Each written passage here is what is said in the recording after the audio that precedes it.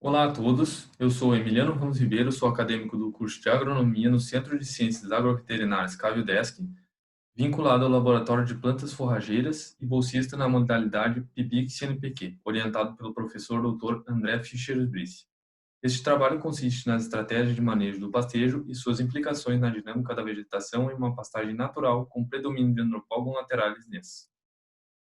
As pastagens do sul do Brasil compreendem o bioma pampa e o bioma mata atlântica. Dentre as diversas espécies que habitam esses campos está o capim-caninha, mais conhecido como palha grossa. Este, juntamente com as outras espécies, tem um importante papel na manutenção dos rebanhos de bovinos destas regiões. Dentre as características do capim-caninha estão a resistência, a alta funcionalidade, a elevada plasticidade fenotípica e a dominância.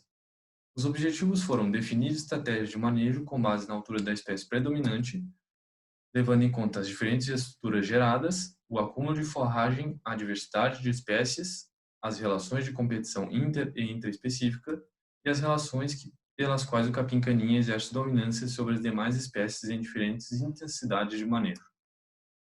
O experimento aconteceu na Estação Experimental de Lages, pertencente à Empresa de Pesquisa em Agropecuária e Extensão Rural de Santa Catarina, EPAGRE, contava com uma área experimental de 14.000 metros quadrados, que foi dividida em 16 piquetes de 875 metros quadrados, todos providos de coxos de sal e água, e a raça bovina utilizada para manejo e rebaixamento dos piquetes foi as vacas da raça Flamenga. Os tratamentos foram compostos por 4 alturas pré-pastejo, 12, 20, 28 e 36 centímetros, em lotação intermitente, com base na espécie predominante, o capim-caninho, com rebaixamento de 40% dessa altura, e o delineamento experimental utilizado foi em blocos ao acaso com 4 repetições. A altura do pasto era medida semanalmente com o uso de sward stick. Eram medidas 40 leituras no capim-caninha e 20 medidas no extrato baixo entre doceiras de capim-caninha. Quando a média era atingida, 12, 20, 28 e 36 centímetros, respectivamente, os animais eram postos para pastejo. A massa de forragem foi calculada por meio de 4 amostras. Era realizado esse corte com máquina de tosquia e quadro de 0,25 metros quadrados. Um quarto das amostras era destinado à separação em laboratório e o restante 3/4 à estufa de ventilação forçada, a temperatura de mais ou menos 65 graus, onde essa matéria seca era utilizada para estimar a massa de forragem explorada por hectare. O acúmulo de forragem era calculado por diferença de massa de forragem pré e pós-pastejo. O acúmulo do ano foi obtido pela soma de todos os acúmulos dos ciclos de crescimento, mais o acúmulo de inverno, e também constituídas curvas normais com base nas taxas de acúmulo diárias, representando as estações de crescimento. A composição florística e a diversidade de espécies, as avaliações ocorriam nas condições de pré-pastejo, eram alocadas 4 molduras de 0,25 metros quadrados, as mesmas utilizadas para massa de forragem e acúmulo de forragem, totalizando 16 amostras por piquete. As áreas amostrais eram demarcadas por estacas para que sempre fosse avaliado no mesmo local do piquete.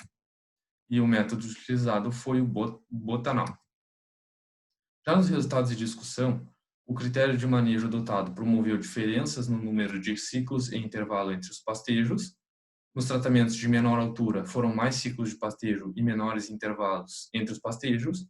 Já nos tratamentos de maior altura, foram menos ciclos de pastejo e consequentemente, maiores intervalos entre os pastejos.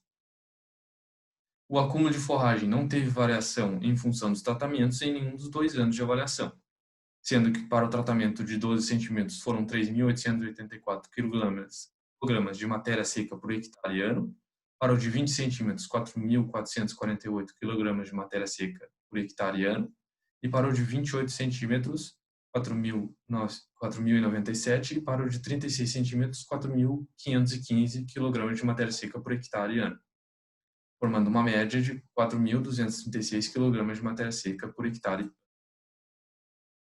Neste gráfico são representadas a riqueza de espécies em função da heterogeneidade, e temos como resultado que os tratamentos de menor altura, 12 centímetros e 20 centímetros, tiveram uma maior heterogeneidade e diversidade de espécies, e os tratamentos de 28 centímetros e 36 centímetros tiveram uma menor heterogeneidade e diversidade de espécies.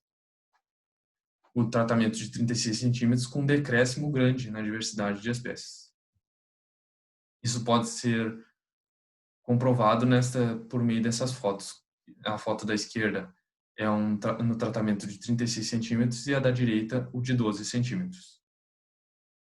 Disse assim que para que se estabeleça uma maior diversidade florística e de espécies é necessário uma linha em menores alturas de pastejo, entre 12 e 28 centímetros, e assim obter maior funcionalidade do pasto.